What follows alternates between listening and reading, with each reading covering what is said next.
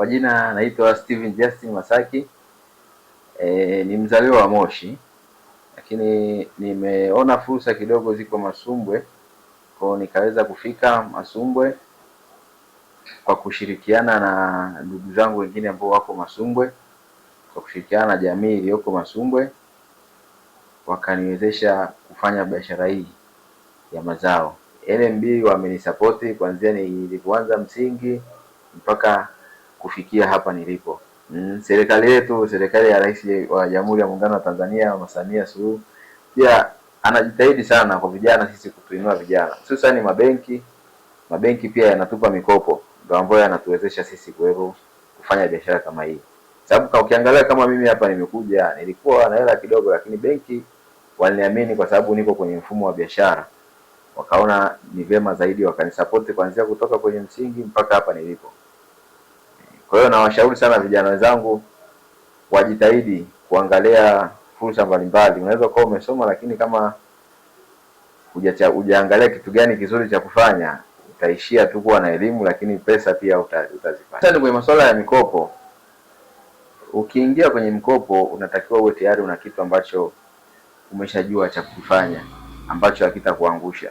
Ikitokea labda kwa bahati mbaya sana mambo hayajakaa vizuri, lakini uwe tayari umeshajua kwamba unaenda kufanya kitu gani. Unapochukua mkopo benki, unatakiwa ujue kwamba huo mkopo naenda kufanyia kitu gani.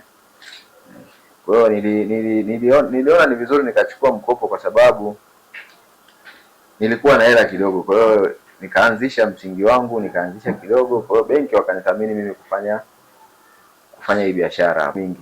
Kwa hiyo matarajio yangu makubwa ni kuwa mtu mkubwa zaidi.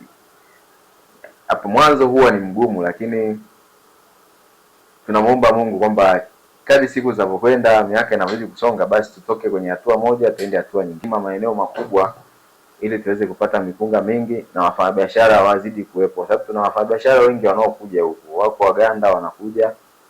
Kwa hiyo tunaomba wakulima wazidi kuwepo na wazidi kulima sana, ili tuweze kupata mipunga mingi, tuweze kufanya biashara.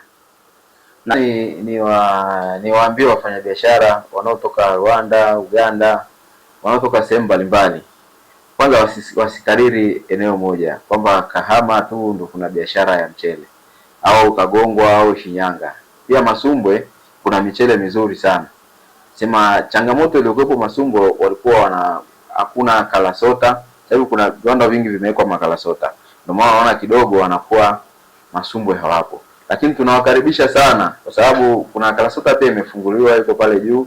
Tunawakaribisha sana wafanyabiashara wote wa Rwanda, Uganda kwa ajili ya kuja hapa kununua mipunga, kununua michele.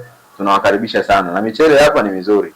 Ni michele ambayo iko mizuri, mikubwa, minene. Kwa hiyo karibuni sana wafanyabiashara wote wa Rwanda, Uganda. Mimi napatikana kwenye namba yangu ya simu ni 0766 82 19 16.